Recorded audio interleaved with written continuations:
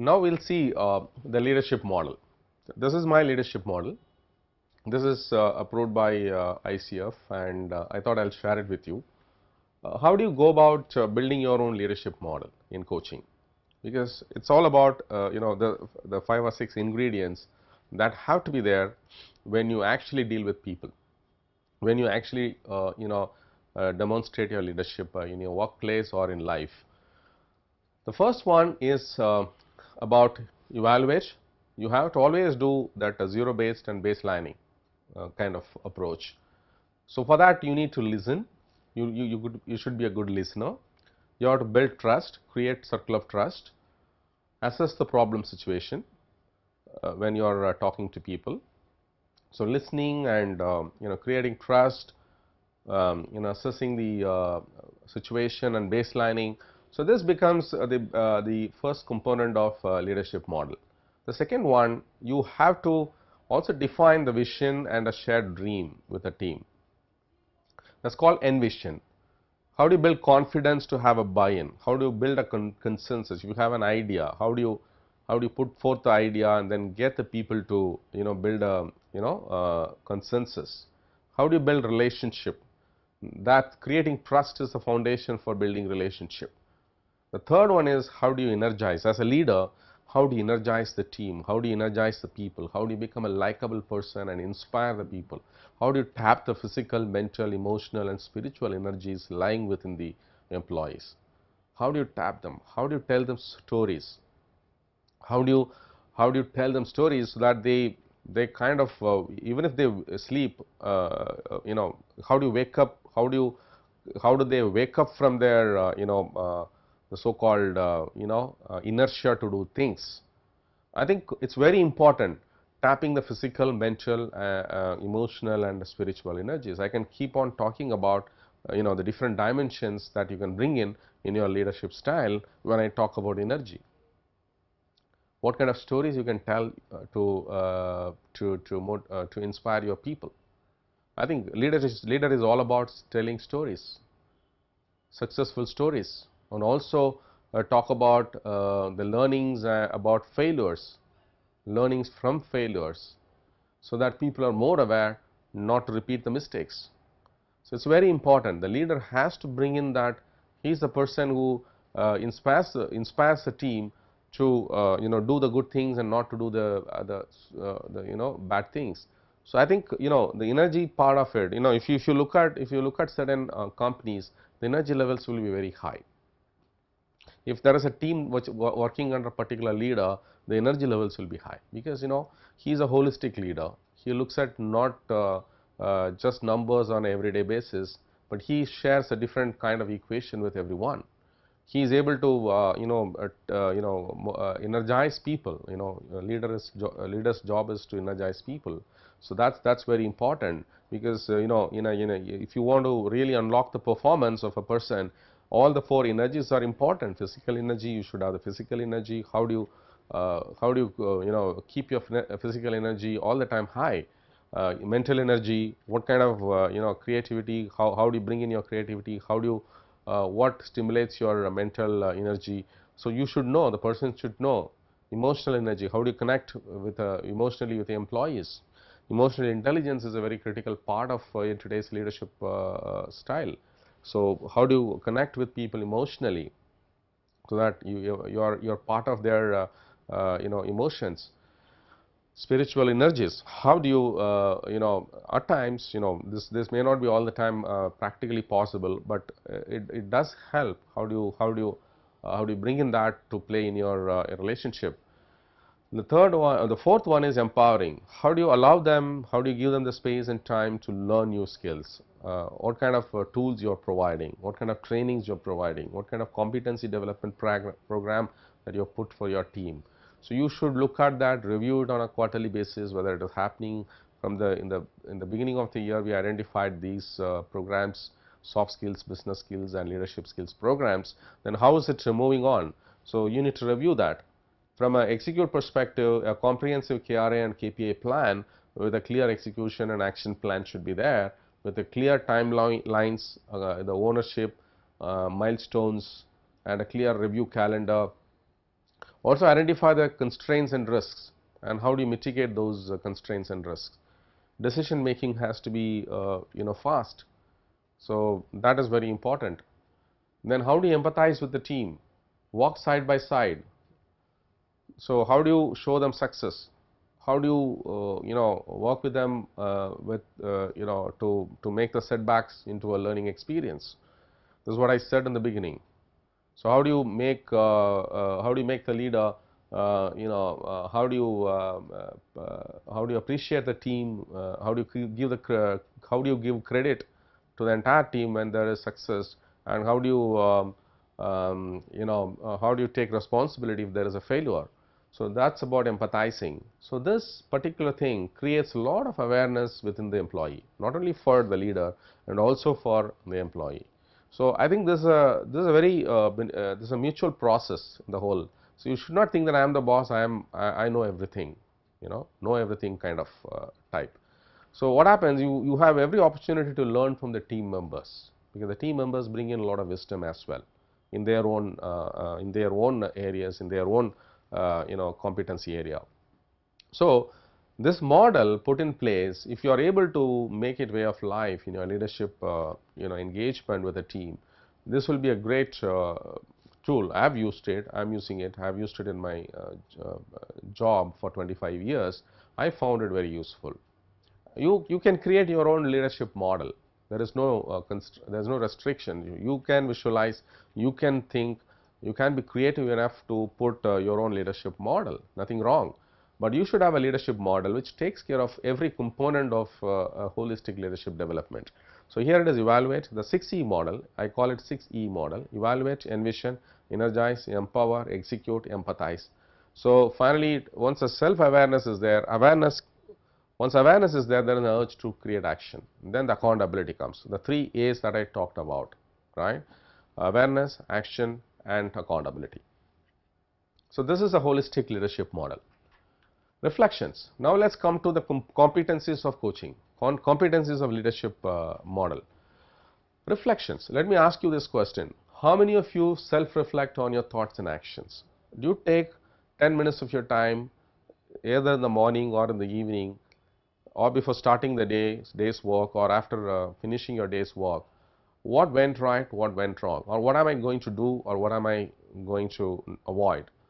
How do you reflect on your performance? How do you reflect on your thoughts and actions? So I think that's very important, fundamental thing. I mean, a lot of things will change in life once you go to the basics of your thought process. Reflecting on everyday basis, you reflect on. If you can do it yourself, it is good. Otherwise, you can write a journal. Clearly articulate what has gone right and what has not gone right. Do you do blogs? You may have creative idea, you may want to blog it and then share it with others, so that others will share their feedback about what you think about your idea. Then you can improve the idea, because that's how these idea, thoughts and actions will keep improving on a daily basis. These are all opportunities. Self-reflection, and bounce it. Use a coach. If you have a coach, you can take the help of a coach to use him as a sounding board. I am doing this, I don't know whether I am doing it right, because I am treating these employees this way. I have seen people coming to me, my employees are not cooperating with me as a leader. How do I change myself? Or have I got into a role which I am not supposed to be which I am not ready at this point in time? Or how do I get ready in the next 3 to 6 months time? Now I have got that role, I am finding it difficult. The employees are having certain expectations, but I am not able to change. So how do you do the self-reflection? These are all practical challenges. Or you could have some a project which is running into a problem, for example. Or you have to do a business planning for the next 3 years. What kind of strategy you want to put in place? So what are the learning from the last year? Where did I go wrong? What did I not do well? What did I do well? So how do I reflect on all these things? That happens for a quarterly basis, yearly basis, and also on a daily basis. If you can find 10-20 minutes in a day, just reflect on your thoughts and actions of the past day. or for the coming day, it will be really good. It will refine your approach as a leader. You will you will tend to make less mistakes. Your course correction will be faster. You become a dynamic person from a thinking and from a thoughts and actions perspective. So that is what it brings to the table. It brings to your leadership approach. So this is all. Have a journal, do blogs regularly, share your thoughts with others, your colleagues, your other mentors within the organization. You can share and invite, ask for opinion. I think you should do that. In many organizations there are corporate social networking which is there, so you can bounce your thoughts there and then ask for inputs. You have a coach. If you have a coach who can be used as a sounding board, so that's a good idea. Reflections reinforce your learning from the experience, from your experience, and you can also draw your own experience, also draw others' experience into it, because it's always about refining the approach. It's all about the options available in front of you and making the right choice. So I think this reflections is a fundamental step in the overall leadership development opportunity. Creating awareness, because you need to create awareness. Here I am going to introduce some tools. How do you create awareness for yourself, and how do you create awareness for your team? Because certain area, it is not that I know it all kind of stuff. I don't know myself well, and that's why I want to introduce how do you create awareness about yourself. There are two tools that I can introduce. Johari-Wintrow, the other one is SWOT analysis. SWOT analysis can be used for business and individual evaluation, which all of us know. I'm not going to talk about much of it. Strength, weakness, opportunity and threats. If you can really map it out for yourself as a leader and for your business, because this is what you should be in your mental frame of mind. This is where I need to improve, because these are certain areas for improvement, weakness. There are opportunities available. How do I align myself, my resources, my own energy to work on those opportunities? Once the risks and threats are identified, how do I mitigate those risks? So SWOT analysis is one tool. The other one is Johari-Wintrow. This is invented by Joseph Luft and Harry Ingham. So Joe-Harry. So that's the tool that I'm talking about. Here let us talk about this particular window. This window is a 4-quadrant window. Known by self, unknown by self, known by others, unknown by others. So let's look at this particular area. This arena is known by self and known by others. So that's the business as usual, which is quite obvious. Whatever you do, whatever you know, whatever others know about you, that's what you are. Unknown by self, known by others. There are areas that you actually keep doing things without yourself being aware of, whether it is a good habit or a bad habit. Good habit, others will come tell you, hey, you got this, you're doing a great job there, and you got a natural way of doing things. Oh, is it? Oh, I didn't know that. Your smile, it could be your presentation skill, it could be your convincing persuasion skills, it could be anything. So you don't know it, but you naturally do it actually. So it's a strength. But others come and tell you, can you do it more? Can you strengthen this further, this particular competency? So that's very important. So to you it is a blind spot. You are not still identified as a thing which is known to you. Sometimes on the contrary, there are bad things. There are bad things you yourself are not aware until someone else comes and tells you. Sometimes in public you may do things which are not good.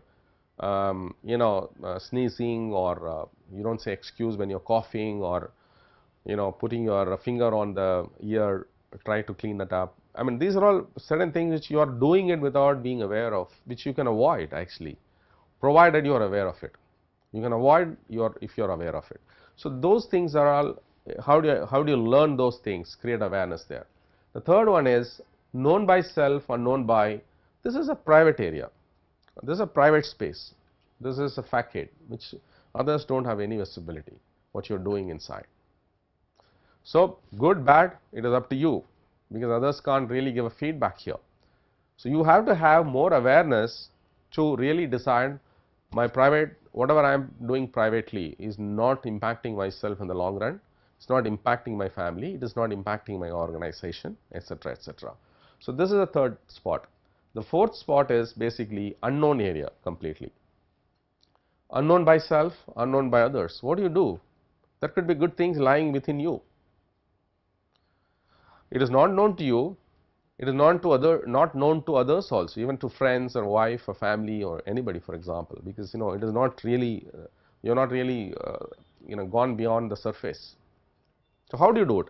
Probably a coach can help. If you go with the problem, with the symptoms, actually the root cause is lying somewhere else. There are certain good things, your beliefs, your values. So, how do you bring it out? And how do you bring it out in your performance? A coach can do that probably. So, that is an unknown area, probably that area is not used. So, this area is probably used, this area is unknowingly used, this area is not known to anybody, this area probably can be unlocked if you engage a good coach. So, this is creating awareness kind of a process as a leader. This you should do it for yourself, you can do it for your employees as well. SWOT analysis, you do it day in and out in your business planning, but why don't you do it for yourself, individuals? How many of us have done, this is my SWOT analysis and these are the areas that I am going to focus on. So, this can be used by the individuals as well. Now, let us come to the second, the next one, active listening. So, we said we said in the Stephen Covey's 7 habits, this is one of those habits I think we should develop. Actively understand, be actively tuned to what others are saying, not just physically you are present, but mentally you are present somewhere else. Your team is talking about certain problems and challenges in the project, and it will happen. I am not worried, you guys have to go do it yourself. So, I think that attitude is not going to help. So, verbal and non-verbal messages from the team, that is very important. What is being said and not being said by the team. So, how many times we really focus on what is not being said, because we need to understand, we need to have that intuition to make out, is this team, this guy is going to leave this organization. He is only complaining about certain challenges, but he is not saying that I am going to quit in the next 3 months. He is a very good resource. So, how are you going to listen to that problem? How are you going to listen to his inner voice? You have to be capable of, you have to be able to really understand this guy is a dissatisfied employee and he is going to quit in the next 3 months. I have to do something today to engage him more deeply, understand his problems, try to solve some of the problems he may not be able to solve. So, I think it is very important for anybody to put it under the carpet if some signals are coming that way. Take a zero based approach. I talked about Infosys and Narayana Murthy, and how they, in every meeting they take a zero based approach. They do not carry the legacy of the past problems or the past meetings and be biased with the whole discussion, and then try to create a bad taste in the discussions. So, zero based approach, have listening and take a zero based approach. Try to be non-judgmental. How you become a non-judgmental? This again similar to not carrying the baggage. Active listening builds trust. You have to build a circle of trust with your team. So, if the team is not within the circle of trust, that means there is something wrong. I do not think all engines are going to fire and to produce the result that you are expecting, because some of them are not aligned. They are not within the overall, they might be doing it without any passion, because you are saying they do not trust in you, but my boss is telling me, so I have to do it. But do you think that you can expect the desired result? I do not think so, because people have to really understand why we are doing it, then you will get the desired result. So, I think the building trust part of it is foundation for creating a relationship. So, this is what it helps in creating the relationship. This is about active listening. Powerful questioning. So, how as a leader you are able to unlock that unknown area within the that's what the Johari window that throws up couple of unknown areas. So, how do you create how do you unlock that unknown area within the employee, so he becomes more powerful and more refined and more more productive and more whatever you call. So, that's very important. So, the leader can use Socratic method of questioning. If the employee says something, you can ask that question again, why are you saying this? So, you are saying this, why are you saying this? You are saying so Socratic method is about taking cue from the answer given by the employee by the coachee, and then translating that into a question. You are saying earth is round, so why do you say earth is round? So, that kind of questions, So, you are saying this, why do you say the customer is not happy? Why do you say the customer not buying from us? Why would the customer not buy from us? So, you have to so you are actually getting into the deeper cause of the problem. You are not looking at the symptom. Symptom is customer is not buying from us, but the root cause could be something else. Something the customer is totally annoyed with the company, so he is not going to buy from you. So, it is not that so you have to find the root cause. So, it is like power questioning is like opening up the mind, like peeling off the onion. So, you go into the inner area. So, you have to you have to take feedback from 2-3 employees. You have to take feedback from sales guy, you have to take from the service delivery guy, the technical guy, the BDM guy. So, you have to take feedback about why the customer is not satisfied. So, you have to ask questions. So, that responsibility is with the leader, because that is a culture that you want to create. You do not simply believe that the customer is going to go away from you. So, there is enough opportunity still, so you can retain the customer by taking appropriate action. So, power questioning brings the moment that sparks an idea that you were looking for, because that brings it to your point, brings yourself to a point where you are looking for, this is the area that I am going to hey, this is what it is now. So, how do we find a solution? So, you are getting into the root cause and then finding a solution. It is not you are treating the problems, treating the symptoms of a core problem. So, that's very important. Open questions and probing questions. You need to ask open questions like what, why, how, when, where. Not a leading question, because leading questions you want to drive your own agenda into the question, right? What you would like to hear. It is not about what you like to hear. It is about getting the hard truth. It is about getting the hard facts on the table. So, if you get the hard facts on the table, then you will be able to take a right decision, or you will be able to guide the team in a proper manner. So, the powerful questioning is very, very important. Occasionally leading questions do help, because if the employee is finding it difficult to express himself, sometimes you may want to help him with the leading questions. Acknowledgement.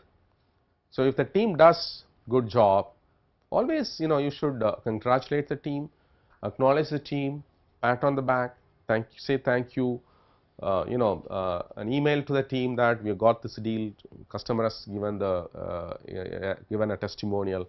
So, you circulate, the team is responsible for it, mention all the team members, what role they contributed. So, obviously that's the leader that really brings in motivational that brings out the motivation in the employees. Is a small celebration at the end of the quarter or at the end of the month, or a birthday celebration it could be, or giving a gift on the marriage day, wedding anniversary. So many things you can do. So, acknowledgement is integral part of employee engagement. So, that shows what kind of leader you are. Inspiration, how do you motivate? I think we talked about few things already. Bring in positivity into the discussion, not taking the and settle scores of the previous meeting. If it is a different project, take a zero based approach. Bring positivity about how we are going to do well in this project, and how each one of us is going to contribute in this project. I think bringing positivity into the discussion is very important. Lead by example. So, if you are saying something, you should do it, you should demonstrate it, not that you say one thing and then do something else, because the people will lose confidence, the trust will not be, people will not have trust. And that is why I am saying that circle of trust is very important for you to create an impact of sphere of influence. If you want to really create an influence, that is inspiration, You have to build the circle of trust, because leading by example creates trust. Showing success creates trust. Doing what you're saying creates trust. Acknowledging and celebrating creates trust. Active listening creates trust. Guiding by asking right questions creates trust. There are so many things that creates trust. That's how people get motivated. You have to set new benchmark. You have to live as an example, lead as an example. Bring in a lot of success stories. Keep telling them a lot of life success stories. Like, how Apple started, how this company started out of a garage, how entrepreneurial this guy was, how he expanded his business, how our company is going to go from this level to the next level, what kind of customers we are going to acquire, what kind of products, innovative products that we are taking to the market, what kind of services, what is the differentiation, services differentiation. So, life success is very important, and most importantly social contribution. As a leader, we have to contribute to the society as well. Leadership presence. Your presence is very important. Leadership presence, because that's how leadership presence, I am not talking about the physical presence. You are being a leader itself is a, how do you show that presence? Even if you are traveling, you are not in station, even if you are working from home, sometimes it happens, even if you are traveling in Delhi or Bangalore or Chennai, how do you create the leadership presence and your team is always motivated? So, that is how do you show up, what do you say, what kind of words you use, how do you communicate that, what kind of tone and language that you use, how do you energize people physically, emotionally, mentally, and spiritually. This is very important. How do you connect with everyone? How do you connect? Are you putting I myself or we ourselves or the team for that matter? Importance. How do you prioritize, right? How do you receive feedback? How do you listen to the team? How do you respond to the team? It's very important. Are you snubbing off? No, you say that, I'm busy now, I'm always busy, so I don't have time to discuss this problem of yours. So, how do you respond? Oh, I am busy, so can we discuss it in the evening and discuss, and then put it in the calendar. So you are doing it before the end of the day. Now, how do you carry yourself with actions? Say something and do the action. So, that has to synchronize, that has to be in tandem. So, I think it's very important people watch you, what you're doing, people watch what you're saying, people will listen what kind of language you're using to communicate. How do you bring positivity into discussion? Every time you're talking all over the place and then bringing so many problems that have happened in the past, and then take a biased approach. No, this is how this team is doing. You are not good in anything, so I want this to be done. So I think that doesn't give any positive reaction. You can push it on to them, but I don't think the team will run with full speed. So this is about leadership presence. Communication. Types of communication. What kind of communication you are having? What kind of language you are using? What kind of message you are communicating? What kind of content? Is it too a lot of flashy kind of thing, but lacks in content? So content is very important. The tone is important. Your eye contacts are important. Objectivity, no subjectivity. Clearly deal with objectivity. Remove the subjectivity element of it. Non-judgmental. Be non-judgmental. That's very important. Keep away the perception. Perceptions don't bring in. Talk about reality, but reality becomes over a period of time a strong perception about your leadership. That's good, because you're perceived as a leader, likable leader. You're doing, because your reality is same as your perception. Create a culture. Create a culture, a diverse culture. People love it, love to live in the work in this organization. Emotions, non-verbal. How do you look at your employees non-verbal? The guy is complaining about certain things, but you're not responding properly. You're not understanding. You're not sensitive about his emotions, and his non-verbal and his inner voice is going to leave the organization. That's what I was talking about. So it's very important. Communication both way. It's a two-way communication. It is not a one-way communication. Communication is always bilateral. It's a dialogue. It is not a one-way street. Don't have any communication that lacks clarity. If you're not made up your mind, if you still not taken the decision, don't confuse people with your communication. Take little more time. Put it, revise it, reflect on it. That's what I said, reflection again. So you are taking an important decision about a project, about a strategy, about an initiative, about an important person, promoting a person, for example. You are appointing a particular partner. So if you are not clear, if you lack clarity, then you should not do it until you have taken the decision with clarity. The next one is intuition. How do you bring about intuition in your leadership? So there are 4 ways of knowing. The first one is intuition, feeling, thinking and sensing. So how do you bring in intuition? Are you taking decisions by just scientific data, or you're going by your own sense of intuition, where yeah, this is going to really work. I'm sure this is everybody will like it, this is the right approach, this is the right decision I'm taking. So this is how intuition. Many entrepreneurs, many big businesses have been built on not just because data was available. In some cases data was not available. I worked in Bharti Airtel. Our chairman Mr. Sunil Bharti Mittal used to say, I wouldn't have started Airtel had I known India is such a complex territory. India is a complex geography. There are 600,000 villages. Airtel is going to network all the currently they have networked more than 450,000 villages. That means it is more than 80%, more than 85% of the inhabitable geography of India. So many villages have been covered through the Airtel network. So it is so difficult to create coverage, create your towers, create base stations, create your mobile service centers. So it is such a humongous network Airtel has built, thanks to and credit to Mr. Sunil Bharti Mittal. So that's how they had the vision. Mobile industry was not existing that time. What if you don't have data and then I sit back and then say that let me wait somebody else to open the industry, let me wait and watch.